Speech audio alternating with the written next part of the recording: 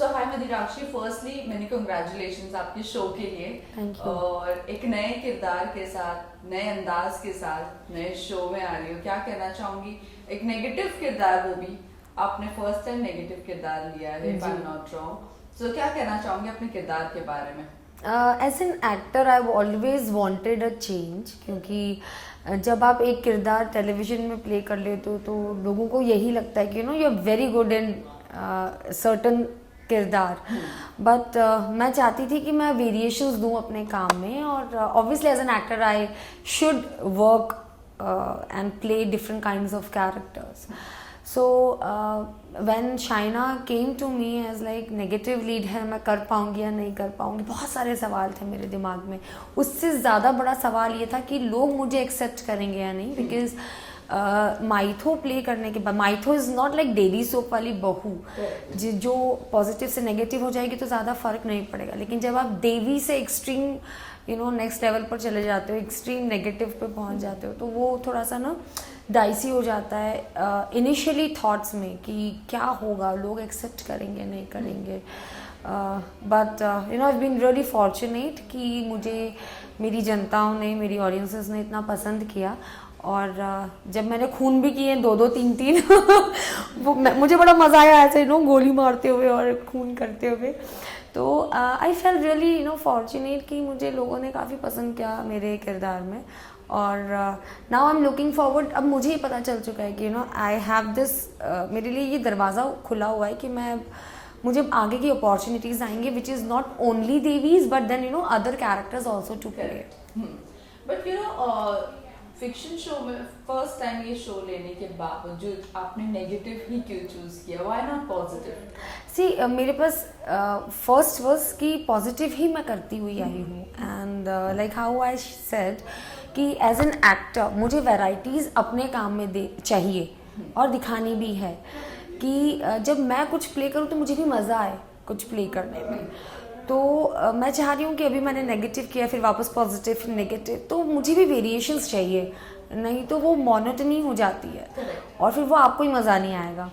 सामने वाले को आएगा देखने में, but as an actor you should also enjoy what you doing. So that is why I decided कि हाँ यार, अभी ये इसका टाइम आ गया है. बट ऑल्सो माइथो शो के बाद एकदम सडनली ये फिक्शन शो में शिफ्ट होना. जी सॉरी,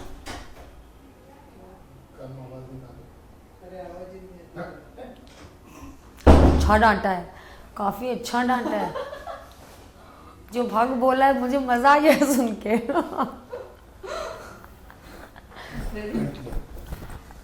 ये जानना चाहिए कि माइथो शो के बाद फिक्शन लेना कितना चैलेंजिंग लग रहा है आपको, ये किरदार प्ले करने, वो भी नेगेटिव? इनिशियली मुझे काफ़ी नर्वसनेस थी इनिशियली कि कैसे होगा, क्या होगा, लोग मुझे पसंद करेंगे या नहीं इस कैरेक्टर में, बिकॉज उनके लिए तो मैं देवी हो गई थी एक तरह से. और थोड़ा सा मुझे था कि एकदम से, क्योंकि बोलते ना जब आप 21 दिन कोई भी एक काम करते हो तो आप यूज टू हो जाते हो उस चीज़ के लिए. इसलिए बोलते हैं कि कोई भी अगर आपको मैनिफेस्ट करना हो या फिर अगर आपको कोई भी अपने अंदर एक आदत डालनी हो, वो रनिंग की हो सकती है, वो रीडिंग की हो सकती है, या फिर सुबह 6 बजे उठने की हो सकती है फॉर सर्टेन पीपल. और तो आप 21 दिन तक एक ही चीज़ आप जब करोगे परफॉर्म, तो वो आपके जहन में आ जाती है. तो जब मैंने कंटिन्यूसली माइथोस किए तो वो मेरे जहन में आ गया था कि जब कैमरा सामने आएगा तो मेरे अंदर से पॉजिटिव ही निकलने वाला है. तो उसके लिए मैंने काफ़ी पीछे मेरा बैकवर्क चला था. प्लस जो हमारे डायरेक्टर हैं Afzal sir, he was very helpful कि how to play this character. और मुझे obviously it's a team work. When an actor जब आपके सामने स्क्रीन पर आता है तो ये पूरा टीम वर्क होता है. It's not only actor is performing, it's a complete team work. आपके पास स्क्रिप्ट वैसी लिख कर आती है, फिर आप उस पर काम करते हो, फिर आपको वैसा अटायर दिया जाता है, तो it's all a team work. फिर उसके बाद आपके लिए इतना डिफिकल्ट नहीं होना चाहिए बिकॉज आप ऑलरेडी एक्टर हो. आपका काम ही वही है. तो मुझे पता है कि मेरा काम क्या है और एक गाइडेंस की ज़रूरत पड़ती है कि जिसने जैसे लिखा है उसको उसी तरह से कैसे परफॉर्म किया जाए, तो उसके लिए गाइडेंस लगती है कि किस तरह से आपका क्रिएटिव डिस्कशन चला था, एंड देन एक्टर को पता होना चाहिए, दैट्स इट। मुझे लगता है देन थोड़ा सा एक्टर के लिए परफॉर्मेंस वाइज थोड़ा सा सॉर्टेड हो जाता है।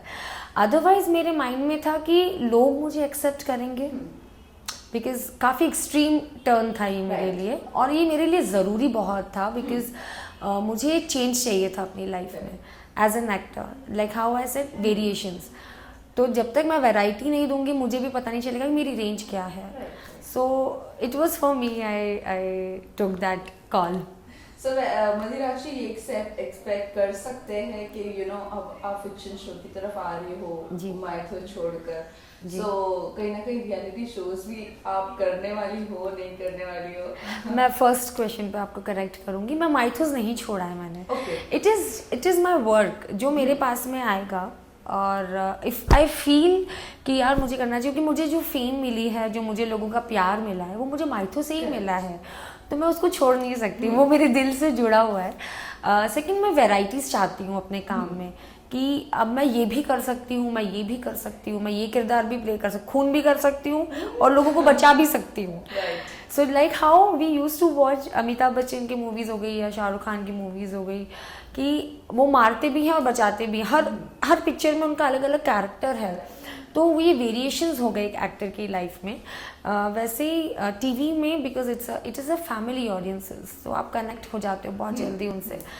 तो लाइक हाउ आई सेड कि ये मेरे लिए माइथो भी उतना ही इम्पॉर्टेंट है जितना मेरे लिए अदर कैरेक्टर्स इम्पॉर्टेंट हैं या फिर अदर लीड्स इम्पॉर्टेंट हैं, तो मैं छोड़ने वाली कुछ भी नहीं हूँ, सब मैंने पकड़ के रखा हुआ है, डिपेंडिंग ऑन अभी फ़िलहाल मैं चाहती हूँ वेरिएशंस आ जाएँ ताकि मेरे लिए आगे के रास्ते खुल जाएँ, और उस तरह के किरदार मेरे लिए लिखे जाएँ जो हर रेंज को क्रॉस करते हैं, वैसा।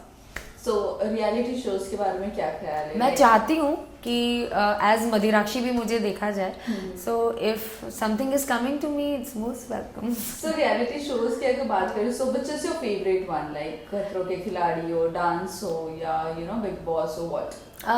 आई love Bigg Boss, and dance shows भी मुझे बहुत पसंद है, बिकॉज 50-60% में अच्छा डांस कर लेती हूँ। सो या अगर मुझे मौका मिलेगा तो आई वुड बी लाइक सबसे पहले जो बाकी मुझे ले लो ये। ओके, ऑल्सो मदिराक्षी, कभी आपको बिग बॉस के लिए अप्रोच किया गया या खतरों के खिलाड़ी के लिए कभी अप्रोच किया गया? मेरी बिग बॉस की बातें हो रही थी, तो बातें चल रही थी। अच्छा, ओके, मतलब कभी फाइनल तक का पहुंचा ही नहीं हुआ? नहीं, फाइनल तक भी आई थी बातें, बट फिर उसके बाद जब बिग बॉस चाहेंगे तभी मैं पहुंचूंगी। उनका घर है, बिग बॉस का घर है। वेल मदिराक्षी, इसी के साथ साथ एक और एक चीज़ जानना चाहेंगे, फिलहाल जो अभी बहुत ज़्यादा टेलीविजन में चल रहा है, चाहे वो प्रोड्यूसर्स को लेकर हो, चाहे वो एक्टर्स को लेकर हो, अभी रिसेंटली नॉर्म्स फॉलो नहीं करने पर फायर किया जाता है एक्टर्स को। ऑल्सो जब एक्टर जो चीज़ें कहता है और प्रोड्यूसर वो चीज़ कम्प्लीटली नहीं करता है, लाइक पेमेंट नहीं देना, हरास करना on set, so what is your take on this? See I have been very lucky in this कि मुझे अभी तक इन सब चीज़ों का सामना नहीं करना पड़ा है, तो शायद मैं कमेंट कुछ भी करूँगी तो it will not be very much ठीक on it.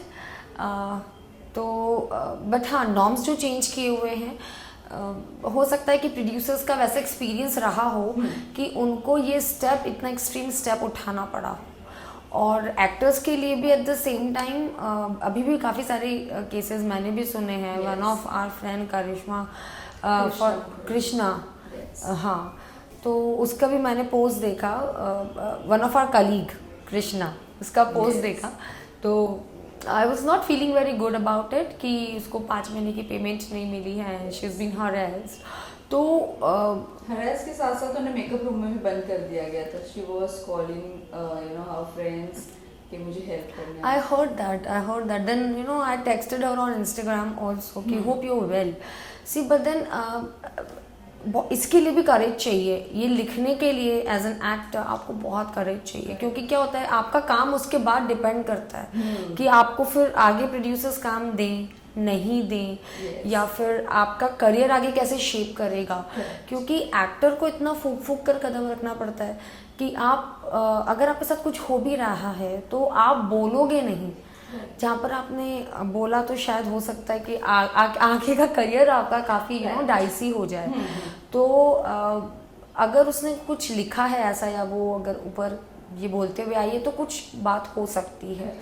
And from producers point of view, उनके शायद कुछ ऐसे एक्सपीरियंस रहे होंगे विद सर्टेन पीपल कि उनको ये ऐसे नॉर्म्स डालने पड़ गए होंगे कि अब आप ये नहीं कर सकते, आप अफेयर नहीं कर सकते, आप प्रेग्नेंट नहीं हो सकते, आपको इस तरह से। जबकि already when we sign a show, नहीं तो 51 पेज के तो अग्रीमेंट्स होते ही होते हैं, जहाँ पर ये सब चीज़ें होती हैं कि you have to be on time and then very normal agreement में clauses, very normal clauses. But अभी थोड़ा एक्सट्रीम हो गया है, maybe because of the immediate reactions of the actor and the producers, both the sides.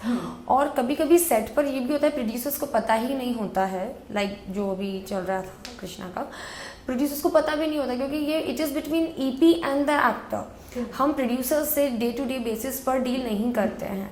ये day to day base पे हमारा सिर्फ EP के साथ में या प्रोडक्शन में जो होते हैं ऑन सेट, उनके साथ ही हमारी डीलिंग होती है। तो 1-to-1 में क्या हुआ होगा, you never know. Correct, right, that way. Yes. So well, इसी के साथ साथ ये जानना चाहेंगे वो how is the bond with your actors on set और ऑफ सेट, ऑफ स्क्रीन, ये थोड़ा बहुत बता दीजिए। और किसके साथ जेलस ज़्यादा हो जाती हो? मेरा actually I am very fun loving girl and I am very mix up girl with everybody. मुझे इंसान बहुत पसंद है, लोग पसंद है, दोस्तियाँ करना पसंद है। तो मैं जहाँ जाती हूँ मेरी दोस्ती अपने आप हो जाती है। तो it's like I make fun with everybody. मेरी दोस्ती भी सबसे होती है, सबसे जेलिंग होती है। So when we sit also सबके साथ, and I sit 1-to-1 also सबके साथ। सो लास्टली जाते जाते अपने फैंस एंड व्यूअर्स को क्या कहना चाहूँगी? मैं अपने सभी फैंस से कहना चाहूँगी, thank you so much for all the love, care, support, and all the messages you've been sending me on social media platform. Thank you so much once again, and keep on showering your love and your support. Thank you. Thank you. All the best. Thank you.